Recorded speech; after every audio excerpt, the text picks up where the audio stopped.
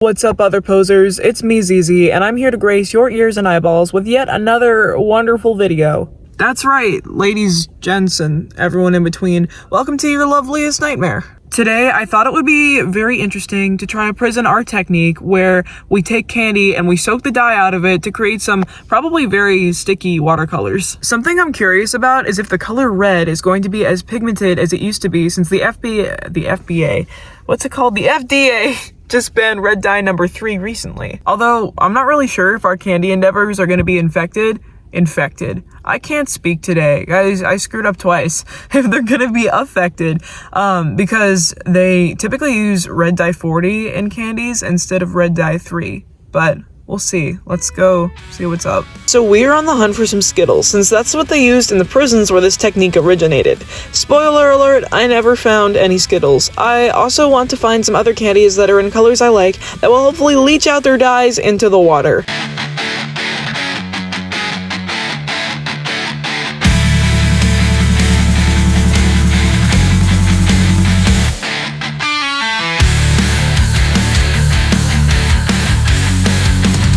Here's the final assortment of all the candies I ended up with. A thing of knockoff M&Ms that totally doesn't have a butt plug shoved on top, rainbow nerds, fruities, and if these aren't your favorite candy, you're wrong, pink cotton candy, warheads, chewy bunnies, blue cotton candy, giant Smarties, and silly sticks that are totally not a pixie stick knockoff.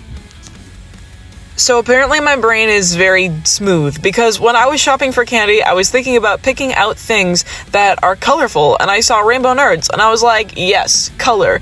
But I didn't think about the fact that they were really tiny and also mixed together. Yay, I get to shove my fingers in there, individually separate these things. Cool. This took me longer than I'd like to admit.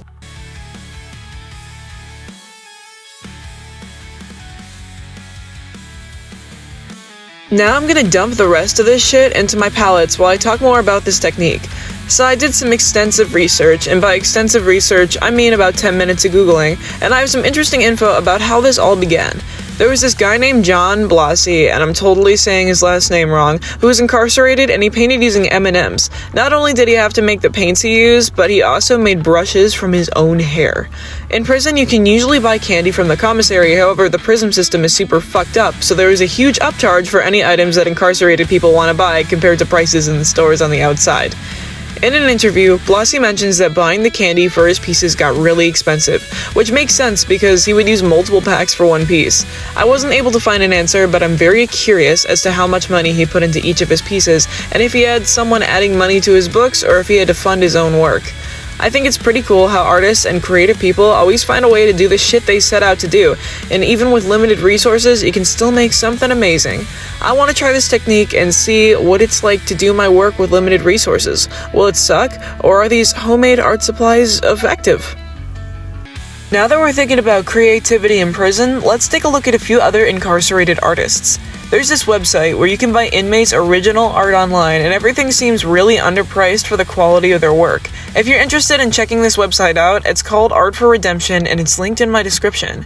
There are so many talented artists in prison, but someone who stuck out to me is Luis Melgoza. Luis has only one piece up on the website, but it's beautiful. It's beautifully rendered and has a dark, ethereal quality to it. He mainly works in black and white with a few drops of red throughout the piece. I'm not sure if he uses pens or graphite or colored pencils and ink, but I'm a fan of his work. I'm creating this piece with a darker vibe in mind because my plan is to pack this thing into an envelope and send it to Luis. The only problem is I'm like 90% sure the COs are gonna think I soaked this paper in liquid crack and sent it to the prison, so I think I'm just gonna send a print of it instead. So it took me an absurd amount of time to make the swatch sheet, but I got it done, and now I'm adding the paints to it. The paint is not opaque at all and very runny. I was surprised by the color payoff from the nerds. If you can handle individually separating them, they're not too bad. The worst was the Warheads bunnies. Absolutely zero color payoff. This reminds me of watercolor. Well, duh, water and pigment. What am I thinking? Hey, did you know a circle is round?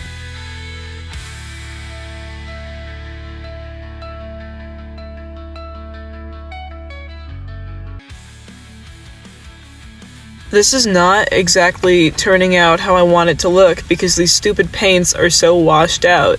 Who would have thought that painting with not paint is hard?